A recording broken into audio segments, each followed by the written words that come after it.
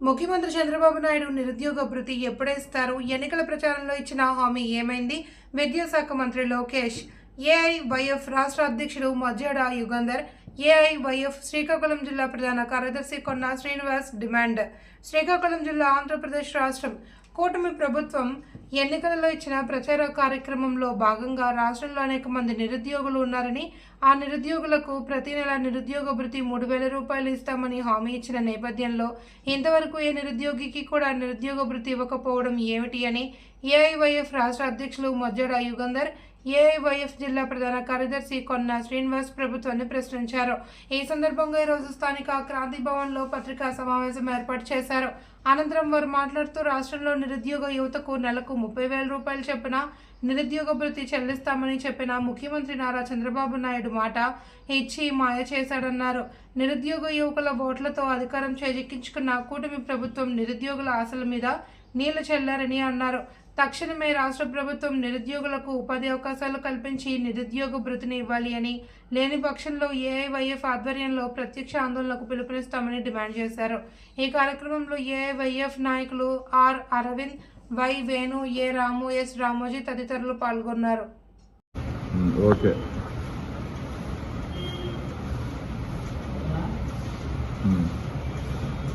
పేరు ఏఐవైఎఫ్ రాష్ట్ర అధ్యక్షులు శ్రీకాకుళం జిల్లాలో పత్రికా సమావేశం ఏర్పాటు చేయడం జరిగింది.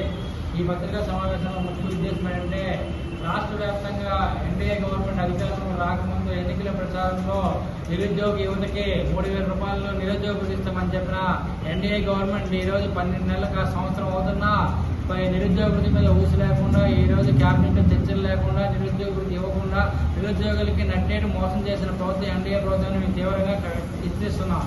అదే తరుణంలో కూడా ఈ రాష్ట్ర వ్యాప్తంగా ఈ నెల 15 నుంచి వచ్చే నెల 16వ తేదీ వరకు నిరుద్యోగ భృతి దగ్గర నిరుద్యోగ భృతి కోసం అప్లికేషన్ల సేకరణ, సంతకాల సేకరణతో విడతలుగాను నిరుద్యోగ భృతిలో ఎంతమంది ఉన్నారు ఈ రాష్ట్రంలో కూడా ఎంతమంది నిరుద్యోగ భృతి వెళ్ళట్లేదని కూడా దాన్ని కూడా మేము సర్వే చేసి ఈరోజు రాష్ట్ర ప్రభుత్వం తీవ్ర ఒత్తిడి తెచ్చి నిరుద్యోగులందరూ కూడా నిరుద్యోగ భృతి ఇచ్చే విధంగా కూడా ప్రయత్నాలు చేస్తున్న అఖిల భారతీయ యువజన సమైక్య ఆధ్వర్యంలో, అలాగే ఈ నిరుద్యోగ సంతకాల సేకరణలో కూడా రాష్ట్ర వ్యాప్తంగా పెద్ద ఎత్తున వాలంటీర్లు కూడా పాల్గొని వాళ్ళు చిరుద్యోగులుగా పనిచేసి వాళ్ళకి ఈరోజు ఎన్డీఏ గవర్నమెంట్ అధికారంలోకి వచ్చినంత అందరినీ కూడా నిరుద్యోగులుగా మార్చింది కాబట్టి తక్షణమే వాళ్ళు కూడా ఈ కార్యక్రమంలో పాల్గొని విజయవంతం చేయాలని మేము కోరుతున్నాం.